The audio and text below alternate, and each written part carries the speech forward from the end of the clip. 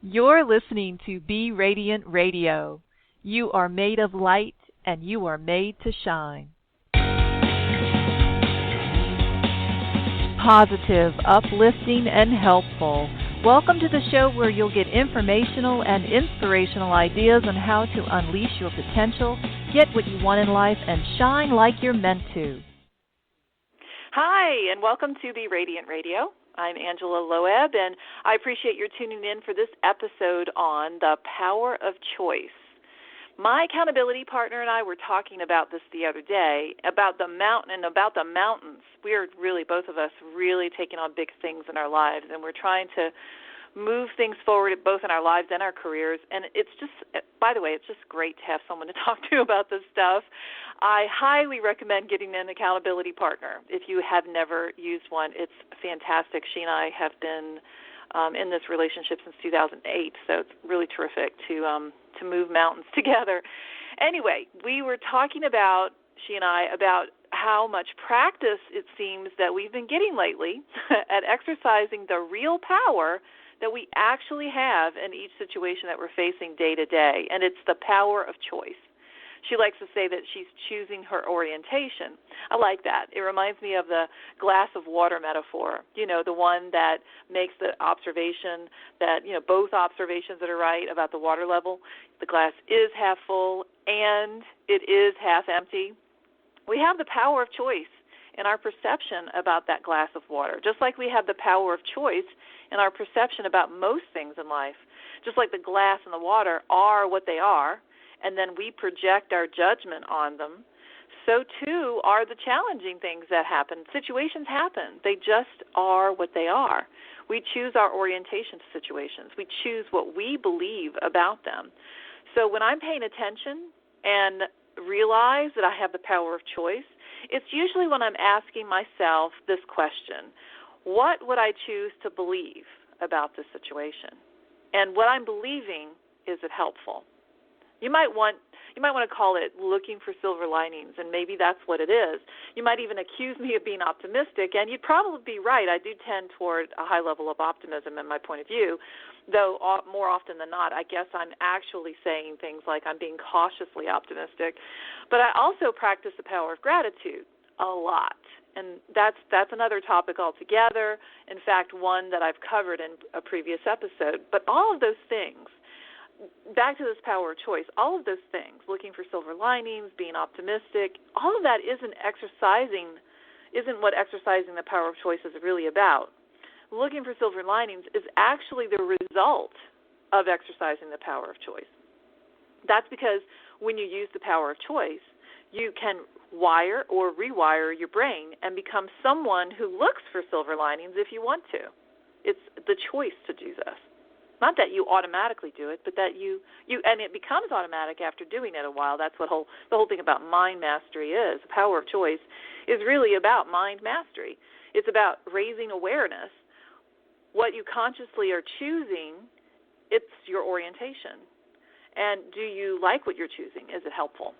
So here's an example of what I mean, so we can move away from glasses half full, glasses half empty metaphors and look at something that really can happen in real life. And this is an example that comes to mind. Let's just say I get fired from my job. And by the way, I have gotten fired from a job before, so I can relate to this example personally.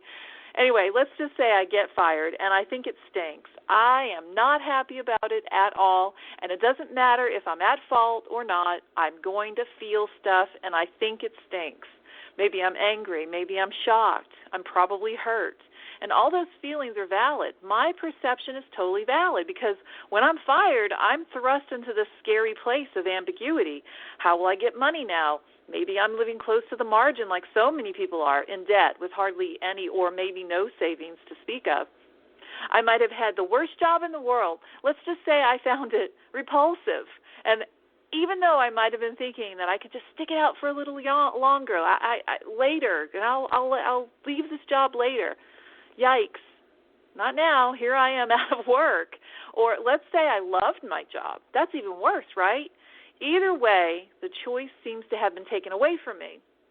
someone else chose this for me. And here I am suddenly wondering what I'll do. How will it look on my work history to be unemployed? How will I explain this to everyone? And so on. All those feelings. The fact is no one really likes getting fired. We want to leave the job on our own terms. And no matter how it goes down, there's fear, anger, hurt, and a whole slew of other feelings. Again, they're all valid. I have a right to this perception. It is the truth. And, of course, the inner victim, let's talk about the inner victim that lives inside my head. It doesn't help matters much. It can't help itself, though. It needs to weigh in. It has to say stuff like, see, the glass is half empty, you poor sot. All right, so let's fast forward. Let's say some time has passed, the shock has worn off, I've done some stages of grief and all that. And no, I'm not being facetious about the stages of grief. Job loss ranks up there in the list of one of the top 5 major stressors due to losses in life, like divorce and death of a loved one. So it's heavy stuff. All right, so back to where my head is after getting fired. So time has passed, and time can be a useful tool for shifting perspective. And an even better tool to use in tandem with time is to use the power of choice. When I remember that I have the power of choice and then I actively choose my orientation to this event of getting fired, I can see how I can choose what is most helpful to believe. For example, I could choose to believe that I'm a fool for having trusted the employer. Is that helpful? Well, it might be helpful to the inner victim, to keep it alive and all that. It loves to see the glass is half empty. It loves to play the blame game. But try telling an employer, a potential employer, about how you feel about your last employer's betrayal of trust, and let's just see if that helps you get hired, right? So not helpful. I'm not saying that it's helpful. So what I'm saying, though, is that you have a choice to believe something and therefore to operate in the world as something. So do you want to operate in the world as though you're a fool trusting an employer? Again, I don't think that's helpful. On the other hand, I have so many other more helpful choices that I can make. So, for instance, I could choose to believe that the employer has done me a favor.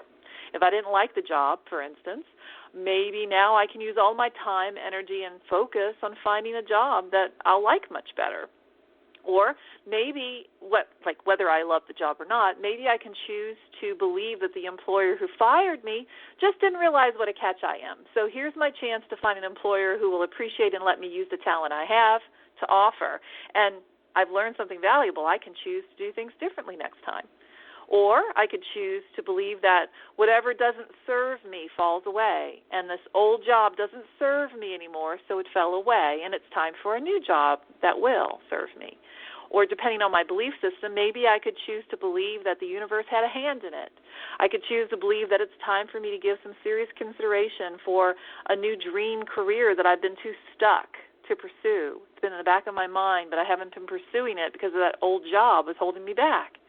I can choose to believe that getting fired is a sign.